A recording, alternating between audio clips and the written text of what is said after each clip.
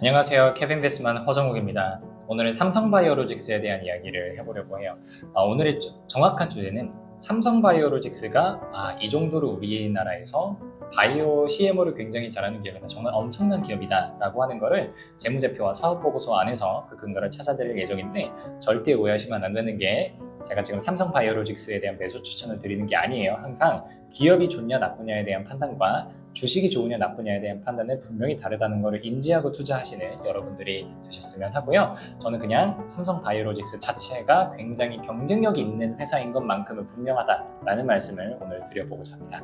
자, 삼성바이오로직스는 어떤 회사냐면, 많은 분들이 그냥 뭐 바이오 회사들이 다 똑같은 거 아니야? 이렇게 생각들을 하시는데 아니에요. 쉽게 표현하면 삼성바이오로직스는 바이오 쪽에서의 반도체 파운드리 같은 거라고 보시면 돼요. 반도체도 보시면 반도체 칩을 설계하는 친구들이 있고, 그 설계한 칩이 완성이 되면 그걸 대신 맡아가지고 생산을 해주는 애들을 파운드리라고 하잖아요. 이 파운드리에 TSMC하고 삼성전자가 있는 거고. 그래서 의약품도 마찬가지예요. 우리가 뭐 코스닥의 신약 제약바이오, 이제 뭐 신약 개발 파이프라인 하나 갖고 있는 기업이라고 해볼게요. 그럼 얘네가 신약 개발에 성공을 했어요. 우여곡절 끝에. 근데 이걸 이제 대량 생산을 해서 팔아야 되는데, 얘네가 이 공장이 없잖아요.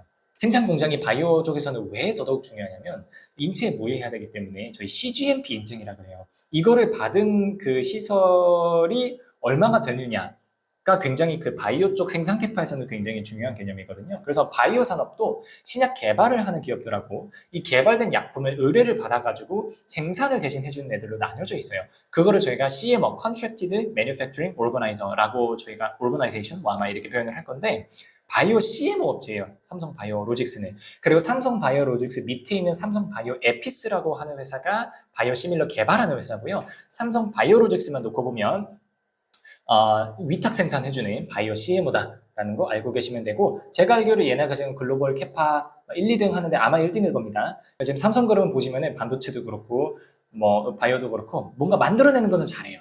실제 뭐 물건을 만드는 거는 잘합니다. 개발하는 거를 삼성 쪽에서는 아직 엑시노스도 그렇고 잘 못해서 그렇지. 돌아와서 삼성바이오로직스 보시면, 삼성바이오로직스가 어느 정도로 괜찮은 회사인가를 재무제표에서 어떻게 판단을 하냐면, 위탁 생산을 하는 애들은 수주잔고가 얼마나 밀려있는지를 파악을 하는 게 굉장히 중요해요.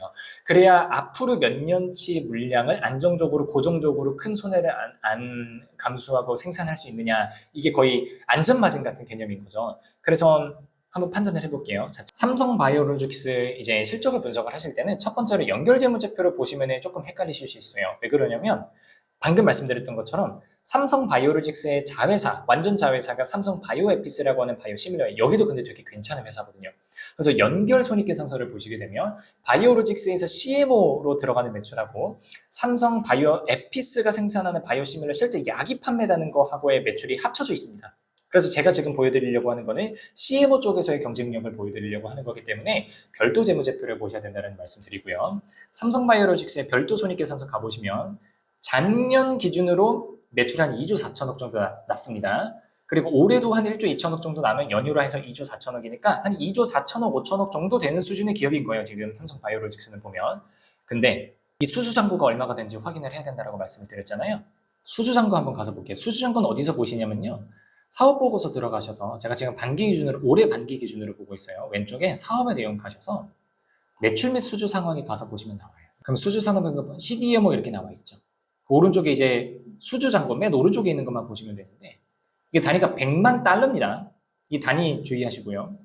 그럼 얘네가 지금 기준으로 나눠요. 현 최소 구매 물량. 이거는 정말 미니멈 바운더리. 이거 밑으로는 수주 잔고가 안 떨어져라는 얘기고, 바이오는 뭐 이거에 대해서는 나중에 설명할 기회가 있겠지만, 이게 뭐 제품이 실제로 개발하고 나중에 이제 뭐 고객사가 뭐 임상 3상까지 통과를 해가지고 실제 대량 생산을 하게 되면 우리한테 얼마까지 맡길 거야, 이런 것들이 또 정해지거든요. 그랬을 때 수주잔고는 이만큼이다라는 거예요. 그러면 이게 숫자가 5367 100만 불이라고 하면 이게 53억 달러, 54억 달러 정도 되는 거거든요. 이게 최소 구매 물량 기준이고요. 그리고 이게 121억 달러예요. 122억 달러죠. 제품 개발 성공하면 예상 수요 물량 기준이 122억 달러인 거예요.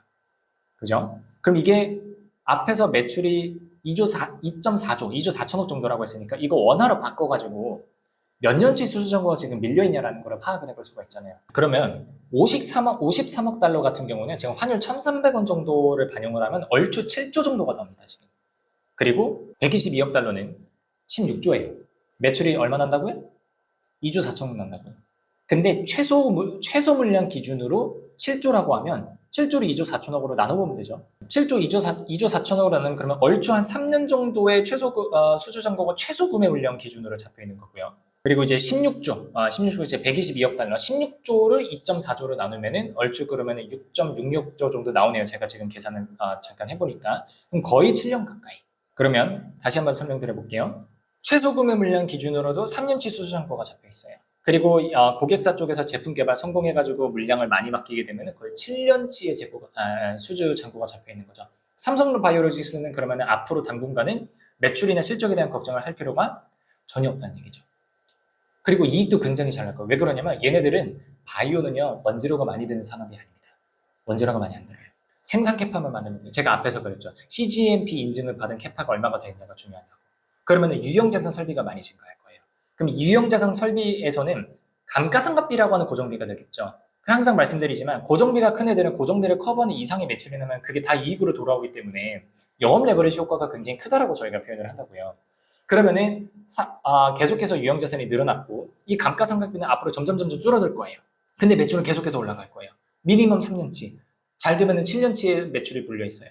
그러면 고정비를 감안을 하면 앞으로 이익은 지금보다 훨씬 더 늘어날 수 있겠다라는 결론이 나오는 거죠. 참고하시는 차원에서 한번 유형자산 내역들을 한번 볼게요. 지금의 삼성바이오로직스 연간 사업보고서 보여드렸고요. 반기보고서 보다가 사업보고서로 넘어온 이유는 뭐냐면 반기보고서에는 저희가 유형자산 지금 찾아볼 건데 작년 연말하고 올해 6월을 비교한 수치밖에 안 나와요. 그래서 3년치의 숫자를 비교 분석해드리기 위해서 사업보고서를 열었고요. 3년 동안 지금 유형자산이 잡으세요. 1조 7천억, 2조 2천억, 3조 4천억. 2년 만에 유형자산이 2배가 됩니다.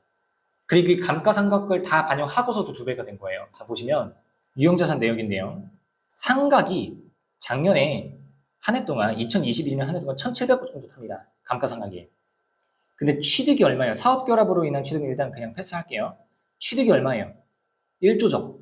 감가상각으로 깎여나가는 건 2천억이 채 안 돼요. 근데 깎여나가는 것보다 새로 신규 투자가 들어가는 게 1년에 1조씩 타고 있어요. 그러니까 뭐예요? 수주잔고가 이렇게 밀려있다 보니까 그 수주잔고를 감당하기 위해서 계속해서 그 CGMP 인증을 받는 생산 캐파를 늘려나가야 되는 거예요. 앞으로도 아마 이렇게 하겠죠. 근데 수주잔고가 충분히 물려있으니까 가능하다는 거죠. 그리고 원재료 비용이 안 되니까 이 정도의 최소한의 고정비, 감가상각비라고 하는 고정비만 커버할 수 있으면 삼성바이오로직스는 앞으로 캐파를 확장하는 그 투자금을 지출하면서도 그 투자 비용을 뛰어넘는 수준의 영업이익이 계속해서 폭발적으로 증가할 가능성이 그리고 그 잠재력이 확실한 기업이라는 거죠. 그래서 삼성바이오로직스가 삼성전자만 좋은 기업이 아니에요. 삼성이 바이오도 굉장히 잘합니다. 그래서 굉장한 기업이라는 거예요. 물론 다시 한번 강조드리지만 그렇다고 해서 주가가 앞으로도 올라갈 거냐? 그건 모르죠. 왜냐면 높은 확률로 이 정도의 생산 캐파, 이 정도의 수주 잔고라고 하는 거는 주가에 이미 반영되어 있을 확률이 높겠죠. 그래서 주가에 대한 말씀을 드리는 거는 아니라는 거 다시 한번 강조드리고요. 다만 기업의 펀더멘탈 분석으로 봤을 때는 그만큼 삼성바이오로직스는 CMO라고 하는 업종에서는 글로벌 인정을 받고 글로벌 모든 제약사들의 관심을 위탁 생산 의뢰를 받고 있는 굉장히 좋은 기업이다라고 하는 해석이 나올 수가 있는 거죠. 오늘은 여기까지 말씀드릴 수 있겠습니다. 감사합니다.